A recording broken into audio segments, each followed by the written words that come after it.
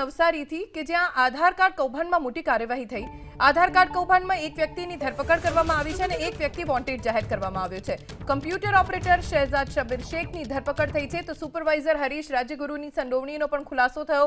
NRI મહિલાનું ગેરકાયદે આધાર card બનાવવાનો પણ ખુલાસો થયો છે। સમગ્ર રેકેટમાં હજુ અનેક આરોપીઓની સંડોવણીનો ખુલાસો થઈ શકે છે। કમ્પ્યુટર ઓપરેટર શહેજાદ શબ્બીર શેખની ધરપકડ કરવામાં આવી છે, જો કે અન્ય એક વ્યક્તિને વોન્ટેડ જાહેર કરવામાં આવ્યો છે જેનું નામ હરીશ રાજ્યગુરુ છે। અમારા સંવાદદાતા સિદ્ધેશ પાસેથી વધુ જાણકારી પ્રાપ્ત કરીશું। સિદ્ધેશ, આધાર કાર્ડ કૌભાંડને લઈને એક વ્યક્તિની ધરપકડ, એક વોન્ટેડ જાહેર થયું છે, હજી પણ મોટા નામ ખુલવાની શક્યતા?